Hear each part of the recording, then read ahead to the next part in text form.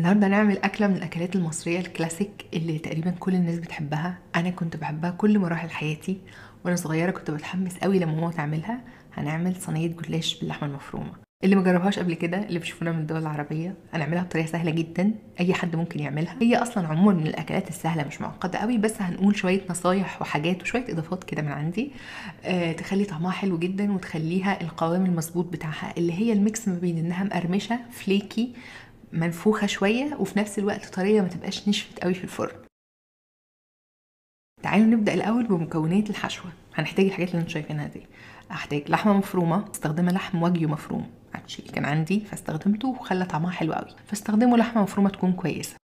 اول حاجه نبدا بيها، نبدا باللحمه المفرومه الاول. هاخد طاسه وهزود فيها اللحمه المفرومه بتاعتي عشان تاخد تحميره وتنزل في الطاسه وهي سخنه شويه كده وتاخد لون حلو.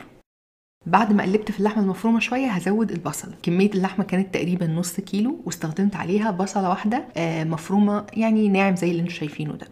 هقلب الاتنين مع بعض وبعدين هزود الفلفل. انا هنا مستخدمه شويه فلفل حلو اللي هو الملون، وشويه فلفل حار عشان يخليها سبايسي شويه. الفلفل الحار بيديها طعم حلو.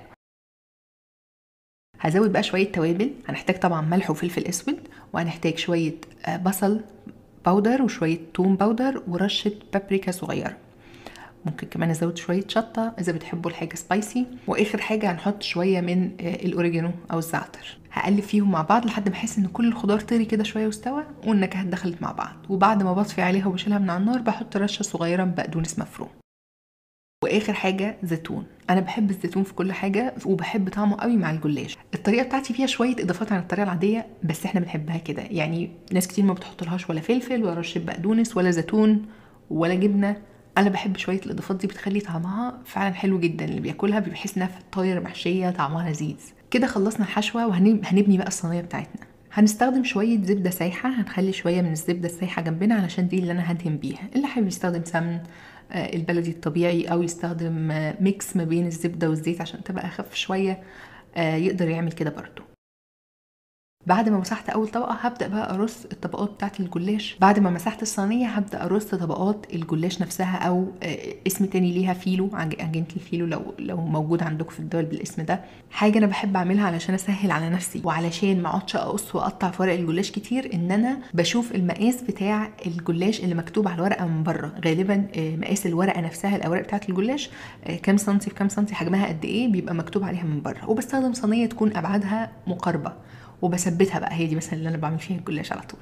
فولا بحتاج ان انا اقعد اقص ولا اي حاجه. بحاول اخد الصينيه تكون على قد الاوراق بتاعت لفه الجلاش نفسها، وكده الموضوع بيبقى سهل وبسيط. طبعا لفه الجلاش لازم نكون مطلعينها، لو هي موجوده في الفريزر لازم نكون مطلعينها قبلها ونسيبها توصل لحراره الغرفه واحنا بنعمل الحشوه علشان ما تقعدش تتكسر مننا. ودايما نغطيها في فوطه نظيفه تكون نبلها ونعصرها كويس، علشان هي بسهوله جدا بتنشف وتتكسر. فنحاول نحافظ عليها طريه ورطبه طول ما احنا بنشتغل. ما بين بقى كل طبقتين، يعني انا ما بحبش اكتر قوي الزبده فيها، لان عملتها قبل كده بزبده اكتر ما بين كل طبقه وطبقه، وكانت دسمه قوي زياده عن اللزوم بطريقه مش لطيفه.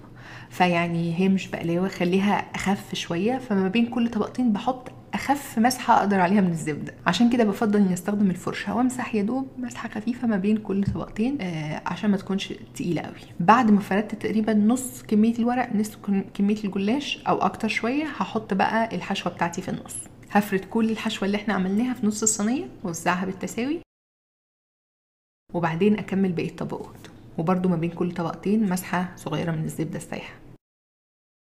نكمل كده لحد ما نخلص الكميه كلها، وبعدين هنقطع بقى الصينيه قبل ما تدخل الفرن. مش لازم وانتوا بتقطعوا تحاولوا توصلوا للاخر قوي، كده كده لما تخرج من الفرن هنعيد عليها تاني، يعني هنعيد عليها بالسكينه تاني علشان نقطعها. بس ده عشان الخليط اللي احنا هنسقيها بيه يتشرب ويدخل في النص.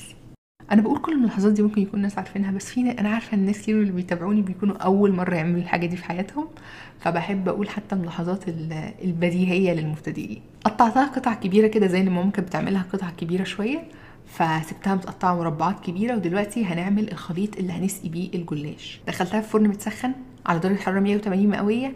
هسيبها في الفرن حوالي 7-8 دقايق كده، لما تتحمر بس من الجناب شويه صغيرين، يعني مش تستوي بالكامل، بس تسخن وتحمر شويه علشان تتشرب الميكس ده اسرع. انا ما بحبش اكتره قوي زياده عن اللزوم، يعني حطيت تقريبا تلتين كوبايه من الحليب وعليهم بيضه واحده. نزود كمان رشه ملح، رشه فلفل اسود، ونص معلقه صغيره من البيكنج باودر. البيكنج باودر يعني مع الحراره في الفرن هيخليها تنتفخ شويه او تبقى فليكي او مورقه زي ما بنقول، ما تكونش كلها ملزقه في بعض قوي. نقلبهم كويس جدا جدا. اتاكدوا كويس قوي ان البيض اتخلطت مع الحليب، خدوا وقتكم علشان ما يبقاش فيه بياض بيض على الوش كده. وبعدين هطلعها من الفرن وهصب عليها الخليط. في ناس بتصب الخليط ده وهي قبل ما تدخل الفرن خالص، مفيش مشكله، بس يعني ايه، انا بحس ان هي بتتشربه احسن لما بتكون سخنت شويه في الفرن، او يعني خدت تحميره شويه من تحت. صبيته فوقها وهديها هزه كده عشان اتاكد انه نزل لتحت، وهدخلها الفرن لحد ما تكمل بقيه سواها. يمكن تاخد حوالي المجموع كله على بعضه حوالي من 20 ل 25 دقيقه. خلوا عينكم عليها برده، هيبان عليها ان هي استوت، تحسوا انها اتحمرت من الجناب، وده معناها انها اتحمرت كويس من تحت. ولو احتاجتوا تفتحوا الشوايه من فوق علشان تاخد لون برده ذهبي خفيف اعملوا كده. وده شكلها بعد ما طلعت من الفرن. نعيد عليها بقى نفس التقطيع ونقدمها على طول وناكلها. الاكله دي دايما بنعملها في مصر، يعني يا اما كطبق للغدا، يا اما في العزومات كمان بتقدم كطبق جانبي. من الاكلات اللي الناس كلها بتحبها، ويعني ليه محدش هيحبها؟ يعني بصوا الجمال، لون ذهبي جميل. القوام بالنسبه لنا المظبوط، لان كل واحد بيحبها بطريقه مختلفه، انها تكون مقرمشه من فوق، لسه الطبقه اللي فوق مقرمشه وواخده قرمشه ولون ذهبي غامق من تحت، بس في نفس الوقت الطبقات اللي جوه طريه، مش كلها مقرمشه او كلها ناشفه، والحشوه اللي في النص لسه مويست ما نشفتش مننا في الفرن عشان الخليط اللي احنا سقيناها بيه. جربوا الجلاش بالطريقه دي. اتمنى وصفه النهارده تكون عجبتكم، وبالهنا والشفا لاي حد هيجربها، واشوفكم تاني على خير قريب، وباي باي.